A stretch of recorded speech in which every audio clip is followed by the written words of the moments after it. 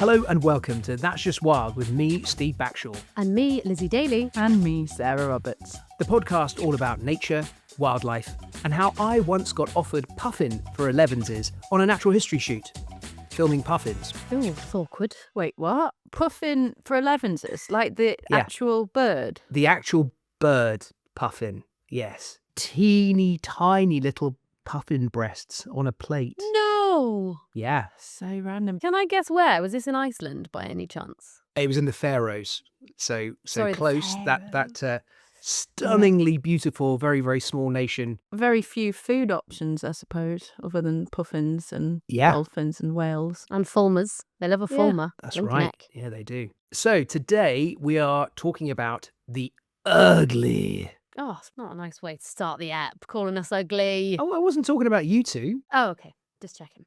to your face. I think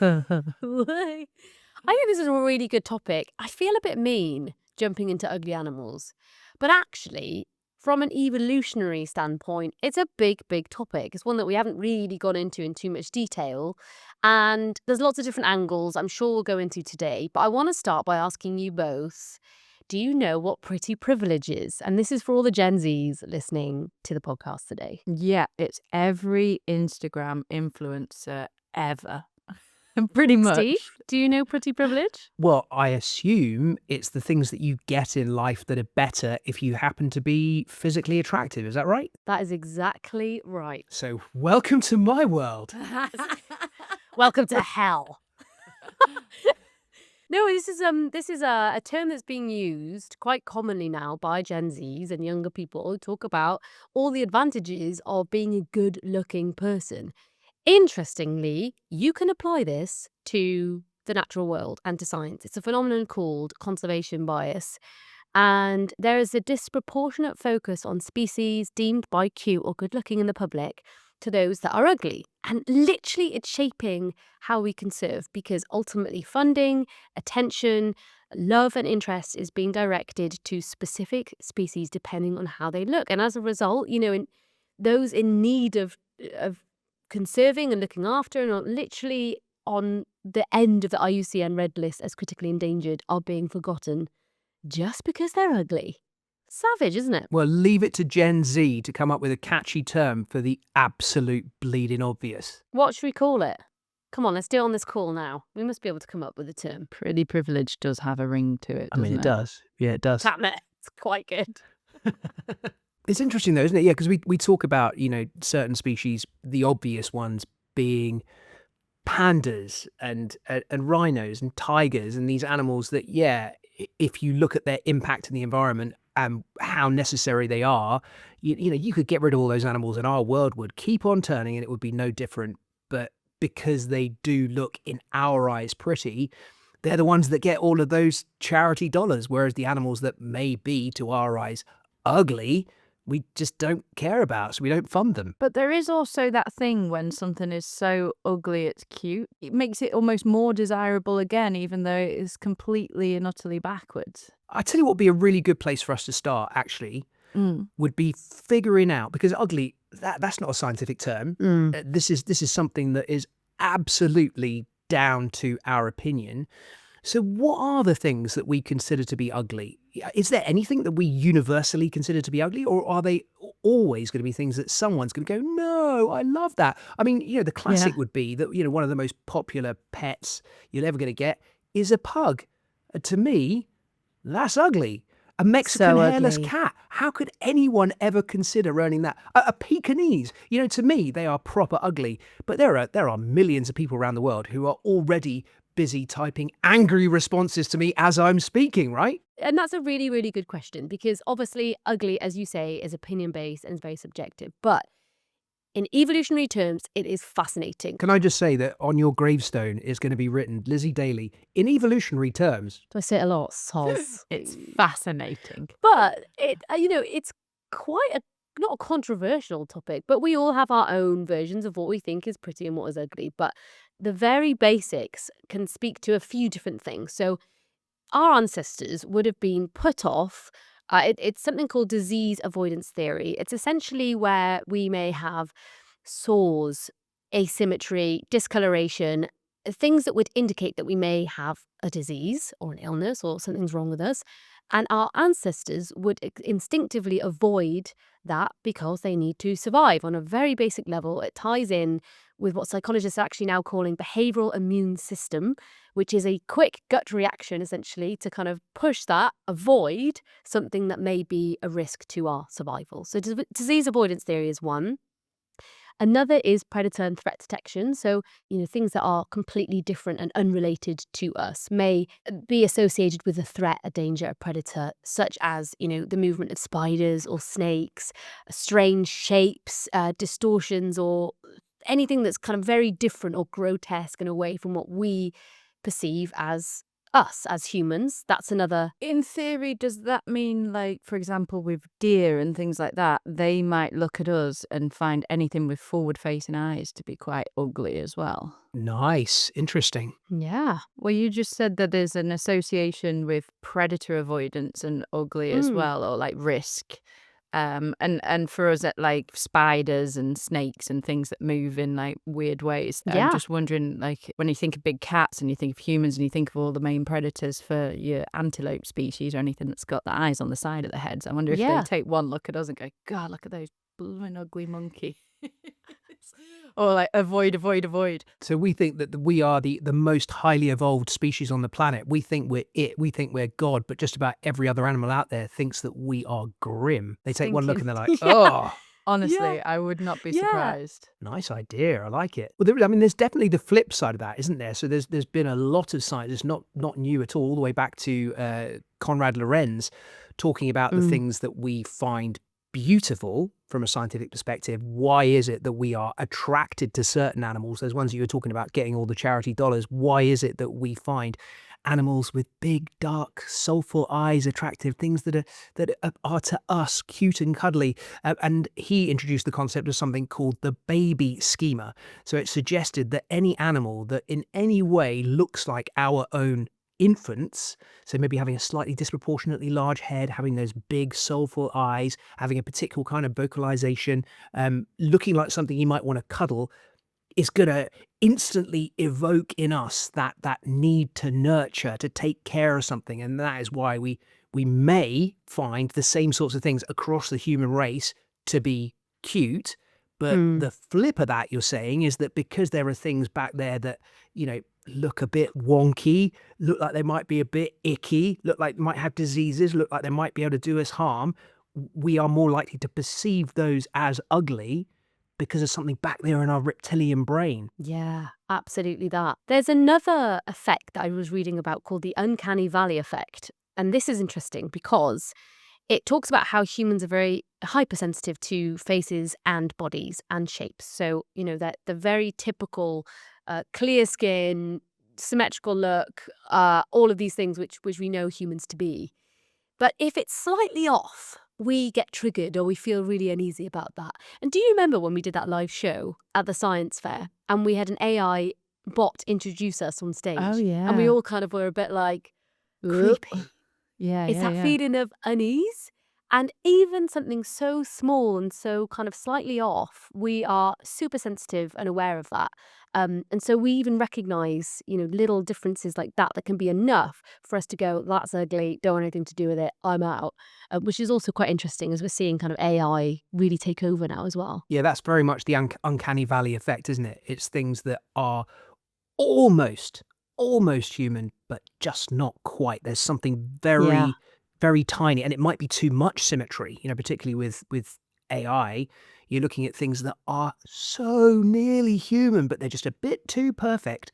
And because of that, like, it does give you a bit of a kind of thing, that something that is radically not human doesn't, because you're not even trying to assimilate it into our normal stream of consciousness.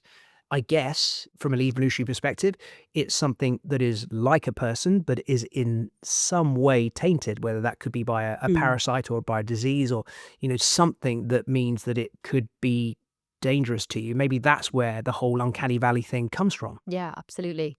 Should we talk about our ugly animals then? Because we've got to have a top list of the ugliest. It's a bit savage. Bit of a roast app, isn't it? One man's ugly is another man's cute, no? if it's ugly enough. 100%. That's is it so?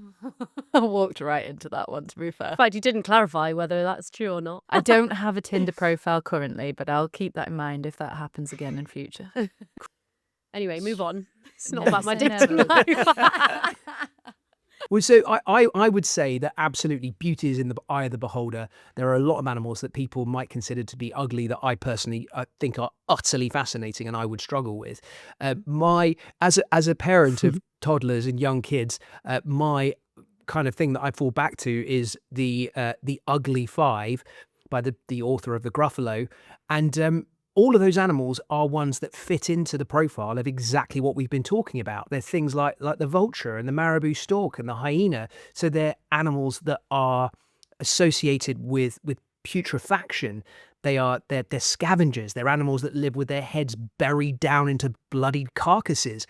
And so it makes total sense that you would think that is something creepy or disgusting, because absolutely they could be associated with disease or with death or decay.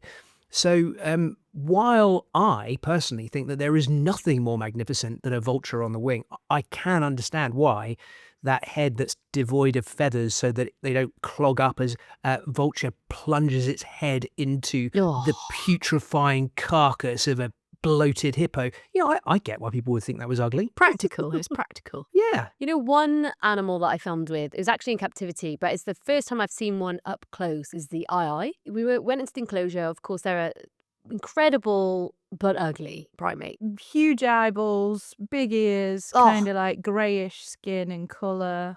Look like they've got a little bit of mange or something going on. Rodenty Yeah. teeth. Rodenty teeth. Yeah. They're the world's largest nocturnal primate, and they spend their time percussive foraging. So what that involves is essentially like a type of echolocation, if you like, with a long, spindly finger tapping on bark and trees, listening out for food and grubs that might be kind of inside, that they can then use their massive rodent-like teeth to scrape off the bark and then start to feed. But this is my first time actually seeing an eye up close, and they are honestly the weirdest looking animals. The best part about that whole day is we were kind of waiting, the cameraman was getting some shots and we were just waiting, standing there, and this eye comes down and starts percussive foraging on the cameraman's head. And then I was obviously trying to figure out if there's anything in there to forage, and then goes on its way. So obviously he's got a hollow head, not much in there. But it was a really, really fun shoot day, and I think just like one of the ugliest animals that I've seen. That percussive foraging is really interesting, isn't it? Yeah. Because I'd read about it but not seen it, and the first time I saw it, it really took me by surprise. The eye came down onto a bit of trunk quite close to eye level, and it takes out this one long, disgusting finger, which is kind of like a stick with a big, curly, gnarled fingernail on the end of it, and then just starts tap, tap, tap, tap, tap, tap, tap, tap, tap, tap, really, really fast on the bit of wood. And its ears, which are kind of functioning like satellite dishes, are twitching around like this to focus the sounds as they bounce down through the wood and onto a grub, a big maggot inside the wood. And then when it's got it and it gets the right kind of sound quality coming up, the finger goes down inside like a child's finger excavating a massive bogey from their nose, and it comes up with a great big thick wriggling maggot that then, I mean, you know, I started off by saying that there are no ugly animals and I find them all, but I am with you on this one, Lizzie. Yes, I'm yeah, absolutely with you. It is Grim. pure ugly. You know, you guys have just reminded me of another one that, like, now I actually think about it. I don't feel like at the time I ever particularly judge animals. That's nice. But what about baby warthogs? Oh, come on. You say they're Sarah. cute. They have a full Oh. mustache, and not just They're like a so tiny cute. mustache. It's like a miniature pumba. They're so Um, cute, Sarah. Right, so you know how warthogs have the kind of tusks, the curly tusks.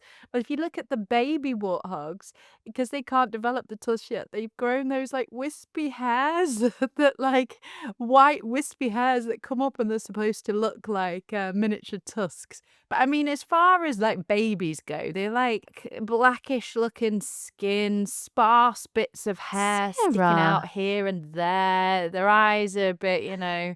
I mean, you have kind of just exemplified everything we've talked about from the beginning, you know, about how Yeah. this will totally divide opinion, because what you're talking about is an animal that both Lizzie and I are going, oh, but it's so cute. Cute. You know, there you But go. it's that thing is so ugly it's cute kind of thing as well. It's a bit of a at the same time. Before we completely get off primates, I've got one to throw out there. Are you guys aware of the bald uakari? No. Oh, yeah.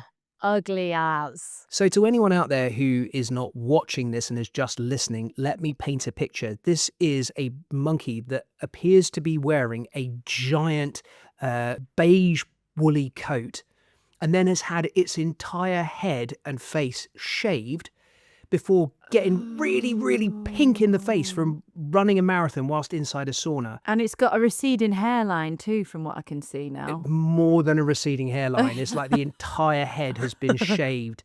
It is so weird looking. Also missing its eyebrows as well, which I find a little bit funky.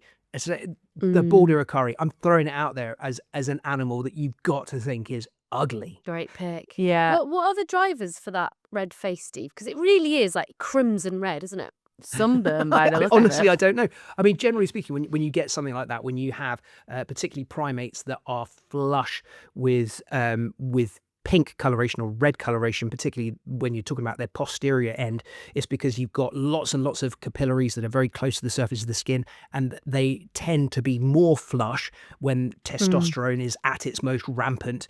So when they are basically at the time of the month when it's kind of like, come hither you all, and get stuck into each other. But as far as I know, and I will say that I've only seen one in the wild at a distance, as far as I know, they're kind of like that the whole time. So while we're actually on the topic of ugly primates, though, I want to throw another one in the mix. Humans. No, I'm only joking. No, what about the Prabosis monkey? Oh, So yes. the ones that have the really, really phallic nose. Yeah, I was just about to Yeah. say, my challenge to you, Sarah, is to describe the nose of the male proboscis monkey without getting us censored, because it's almost impossible. It is impossible. It's worth a look. Like the females, worth they've a got this kind of like little flat top hairdo. They've got a beautiful little upturned retroussé nose. They sort of they look almost like a model. And then there's the male. And try and do a piece to camera about a proboscis monkey in the forests of Borneo without saying something indecent. Well, you know what's hilarious, though? It's not actually as ugly as you'd think, because their nose is actually their sexiest asset in the world of monkeys. So the Australian National University scientists studied it because, why wouldn't you? Not only does it work as a big trumpet, so they use it to amplify the male's calls. So the bigger the nose, the louder the noise, but it also intimidates other males. So they only develop the big phallic wobbly nose when they reach full maturity. So, if you've got a really huge, noisy, wobbly organ like that on your face, the chances are you're also maybe going to get challenged a bit more. You're going to come up against other males. And the evidence suggests that the nose is actually a result of sexual selection. So females see that big nose and it signals to them better sexual health and the ability to fight off other males. So therefore, big nose equals sexy. They are the Cyrano de Bergerac of primates. For ad-free listening, our newsletter, special deep dive episodes, and members-only benefits, you can subscribe to us at that'sjustwild.com. We've really slated the primates, haven't we? But I guess in those examples, we've actually shown the diversity of ugliness or prettiness or sexiness, as you say, Sarah, that you've outlined there, in just one group, and we see it across the animal kingdom. Speaking of big, floppy, ugly noses. And Steve, I'm curious whether you filmed... Careful, when you came back and Steve on that, I was about to say, I'm rather Steve. proud of my my schnoz, I'll have you know. Hammerhead bats, have you filmed with them, Steve? Yes, we have. There's quite a lot of bat species that have very, very weird protuberances on their faces, whether it's to create or to receive sounds.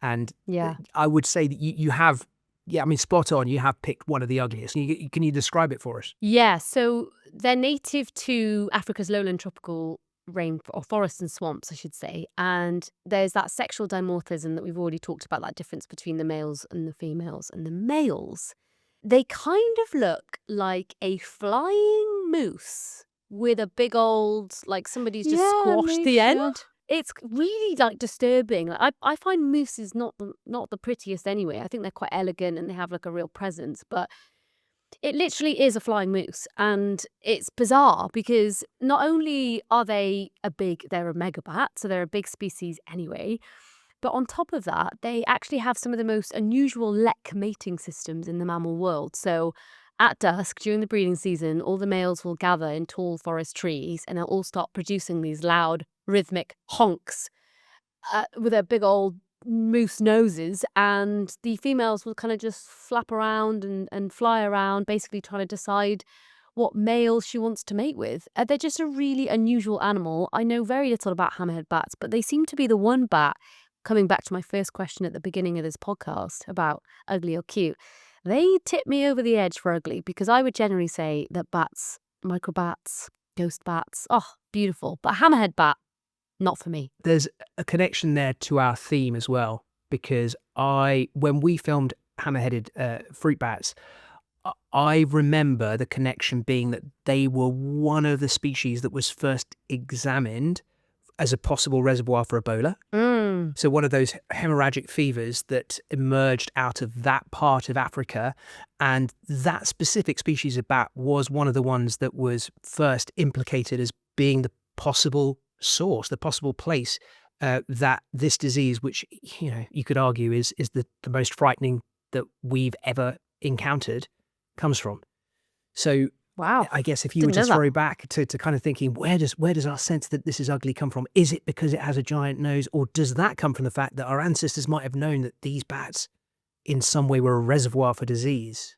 I don't know. I mean, I've just made that up. There's no science behind that at all, but it's intriguing. It's totally valid. I think if you ask most people outside of the, studying biology or has an interest in bats, they would say bats are disease-ridden, flying, gross moose faces on this occasion. But I think generally we have vilified bats as a group, which is crazy because we know how important they are ecologically, not just for eating all of the insects that would otherwise just completely engulf, much of the planet, but they're incredible pollinators. They have a variety of different functions and purposes. So absolutely, I think when we talk about the bigger picture of ugly, they're a really great example. But massively implicated in COVID, right, as well. I mean, that was one of the main animals up there with like pangolins, bizarrely, but that we were talking about close to the pandemic as possibly having been the source of COVID. Yeah. That was the wet market, that wasn't it?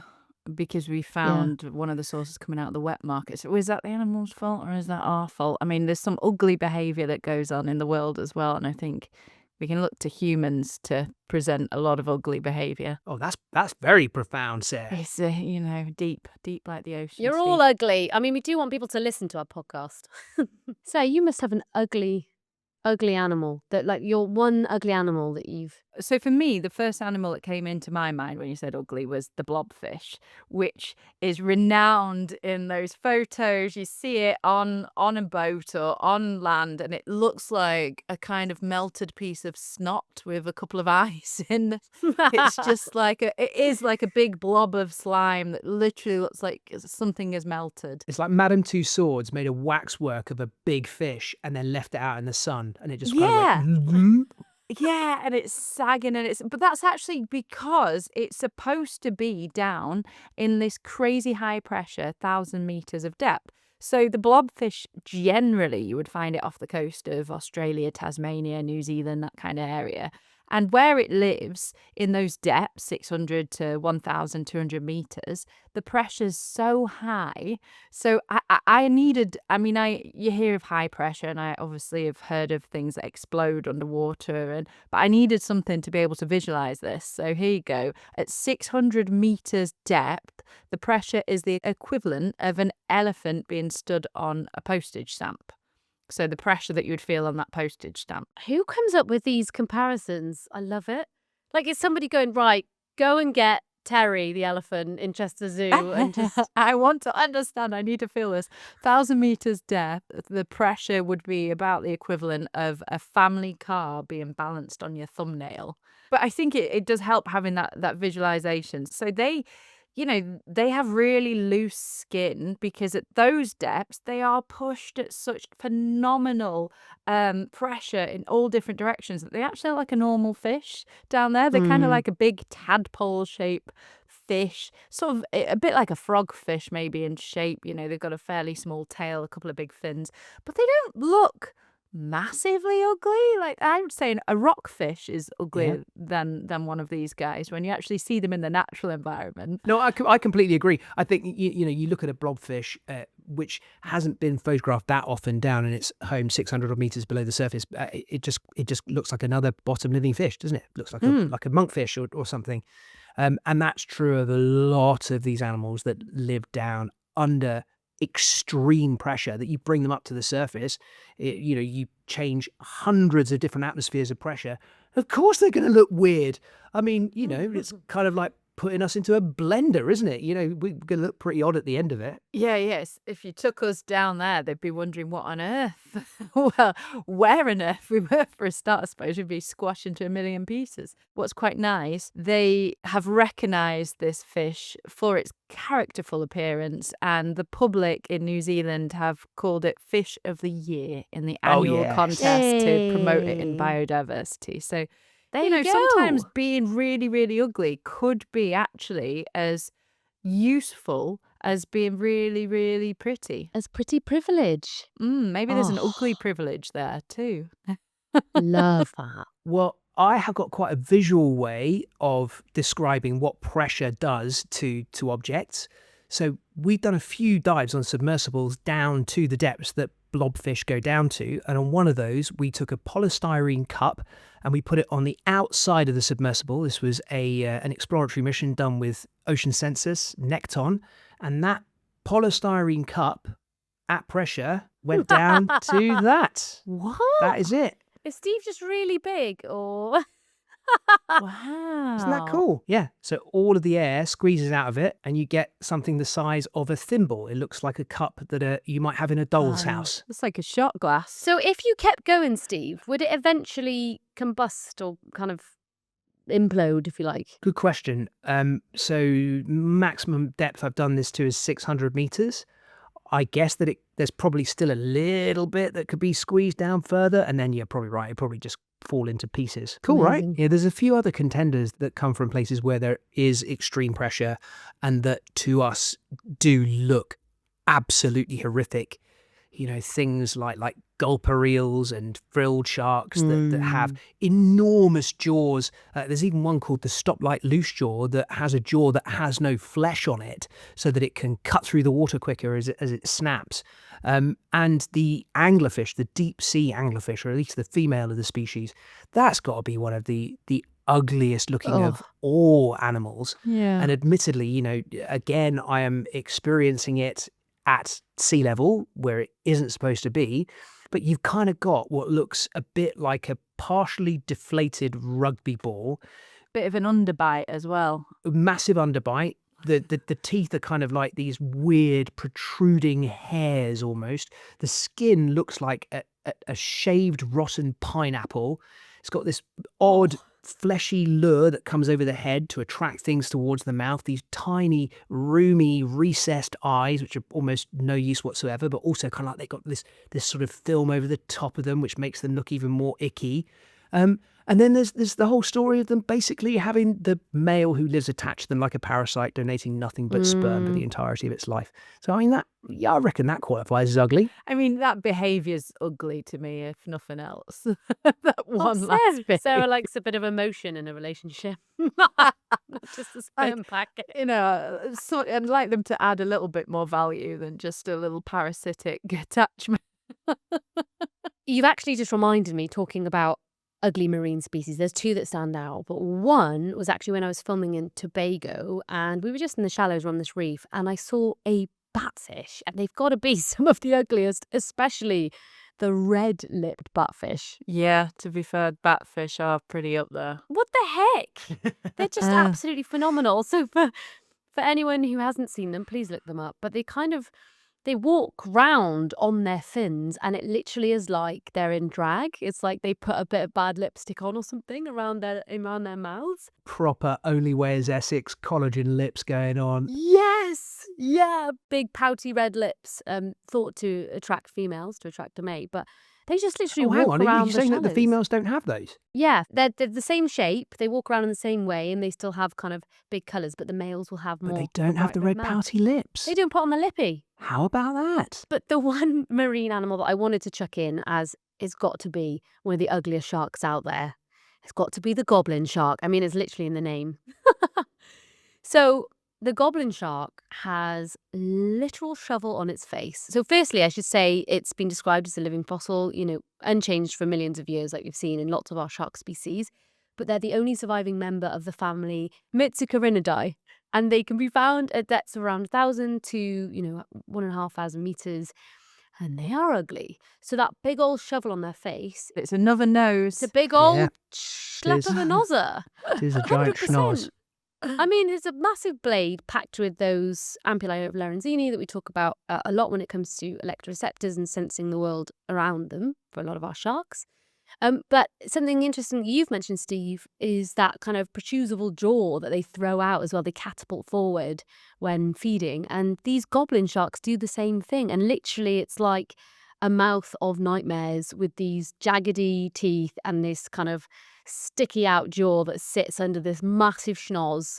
I realise none of these terms are scientific, but it's the only way I can describe a goblin shark because they're freaking ugly. I'm sorry. They're up there with my ugliest. There is on YouTube a video of a goblin shark biting a person. It was in an aquarium. So the scientific name you mentioned there, Mitsucarinidae, is Japanese, and that was where the type specimen was discovered, and also where the first one was captured and kept for a very short time in an aquarium. Didn't last very long. They're a deep living species, but this video shows exactly what you've just said. So the jaws protracting forward, just like the alien in the Alien films, actually coming right out of its face to grab a hold of this guy's arm. And the incredible thing is it happens in the blink of an eye. It's so quick, this snapping action. And you see it happen on this diver's arm, and you realise that goblin shark is probably, no more than a metre long. But there are goblin sharks that get to be like 6 meters long. What? They can get to be enormous. Imagine that. Imagine a shark the size of a great white that can throw its jaws out of its own head to grab a hold of something in front of it. Unbelievable. Wow. That is cool. I thought you were about to say, Steve, that you've gone and filmed with goblin sharks. I'd be like that. Yeah, surely that should be undeadly. That's a candidate, isn't it? Yeah, I'm pretty sure that minimum depth is about 1,000 meters. And so most of the specimens that have been caught, if not all of them, have been trawled up from depth. And the vast majority of our knowledge is going to come from dead animals that have been trawled, very occasional ones that have been brought up alive from the depths. But yeah, I mean, I actually, because in biology it's a relatively little known species, it's one that I used to put into my talks and talk about. And then I found out that it is a character in a very, very popular video game. And so all the kids knew more about it than I did. So I took it out of my shows after a while. So we talked about a whole array of different species that we have good reason to feel a sense of disgust towards. Scavengers, whether they be mammals, whether they be potentially fish. What we haven't talked about are insects. And there are lots of insects that will kind of universally give us the ick. And they do tend to be ones that are associated with disease and things that, can harm us. So one of those would be cockroaches.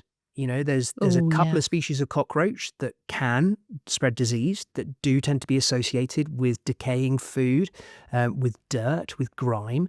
And so, we have that same sense of revulsion towards all cockroach species, despite the fact that there's over 1,000 different species and most of them do nothing but good. You get some of the cockroach species that live down on the forest floor and turn over the leaf litter and create organic substance that everything else can grow in. They create soil, and yet you take one of those out and people are just going to go, roach. Maybe it's part of the same thing. I filmed something on my iPhone. I found on the steps leading out from my house a predatory fly called a robber fly. It's a big fly with a great long abdomen on it. And it had caught a just standard fly and had its proboscis, its rostrum, stuck into the head of the smaller fly. And it was injecting this enzyme, which basically turns it into a meat soup, which it then sucks up through that same proboscis. And looking at that, the sense of utter revulsion that I had, and it makes sense. Flies 100% are connected to disease. Things like robber flies and the tabanids, the horse flies. The bite you get off one of those makes any wasp species seem like nothing. So it makes sense. It makes absolute sense that we should look at a fly up close and go, oh, grim. And likewise, maggots in your bins. They give you that sense of revulsion. Well, of course they do, because they are connected in our brain to all the things that can do us harm. Question for you then, going back to exactly, you're absolutely spot on, is that revulsion towards that, I guess, threat-based, predator-based input that we're seeing is making us go, ugh. But to your point earlier about baby schema and that theory by Conrad, I'm just curious, big eyes? Could that be something that is attractive? Because they do have big eyes. I mean, they also don't have pupils and they don't have like the gushy face and cute little baby appearance to go with it. Yeah, it's a different kind of eye, isn't it? I've got another hypothesis that is purely based on me and no real science. But is there a selective advantage for birds, for example, like vultures, to have really ugly offspring? Because a lot of the birds look kind of like a bit mangy, a bit wrinkly. Is that maybe making them less appealing to be eaten? I know obviously there's an element of they need so long to grow their feathers, but some animals have particularly ugly offspring that then eventually becomes a bit better looking as an adult as well. Is there anything in that could be useful? Should we call that the ugly duckling hypothesis? Yeah, why not? I absolutely love that. Banging out all these legit theories left, right and centre. I wouldn't say it's a driver for ugliness in young. I think that would be really complex. I mean, it's fascinating as a theory, but quite complex to make them ugly to said predator. But there is something in that, because a lot of juveniles and fresh babies are pretty gross, aren't they? Even human babies that come out, and you have that period where it's like, it's the cutest thing ever if it's your offspring. But then like you look back at baby photos and you're like, holy shit, my baby was ugly. Lizzie's only looking at the size of the nose, as it turns out. I'm there with my measuring tape. Nope. But back to insects, I think that is absolutely fascinating. Very much ties into the fact that they're so unrelated, so unfamiliar. We as humans have that familiarity bias towards things looking like us, moving like us, behaving like us. And the insect world couldn't be further from it a lot of the time. And so in terms of our version of what we see as ugly, they've got to be up there with some of the best. You definitely carried that across for a lot of species as well, of what we find ugly. Because when you think about it, a lot of the species that we've listed as ugly are wrinkly, red like they're sunburnt or particularly ill, strange Floppy. noses, floppy phallic noses, Bald or but it's hairless. all the kind of things, receding hairlines or like random mustaches when they're very, very young, like little things that also like carry across into the human world as well, where maybe you would pull back from that. Every animal and every person has something that they just fit in, and if you take them out of that and judge them on a whole different bunch of priorities, then you're going to find them to be ugly. But put them in their right place and they are beautiful. Oh, I say the main takeaway from this is we all need to just be a bit more blobfish. Is that positive? Let's celebrate the ugliest and put them up there on a pedestal with that pretty privilege that we see in conservation. It's actually what's inside that counts, right? Yeah. Oh, And how you deal under a lot of pressure. Hey! Nice. I'm so here for that. Right, so there we are. It pays to be ugly. Remember, you'll have a Q&A episode coming your way on Friday, so please do continue to send your questions to questions@that'sjustwild.com and we'll get to it. That's Just Wild is an original Fresher Air production. The producers are Eva Higginbotham and Izzy Clark. Your support is really welcome. You can follow us on your favourite podcast app, leave us a review. It makes all the difference to the whole team. And for ad-free listening, our newsletter, special deep dive episodes and members-only benefits, you can subscribe to us at that'sjustwild.com. Remember, we're on YouTube, TikTok, Instagram, Facebook, and you can find us at That's Just Wild Pod. Thanks for listening. See you next week.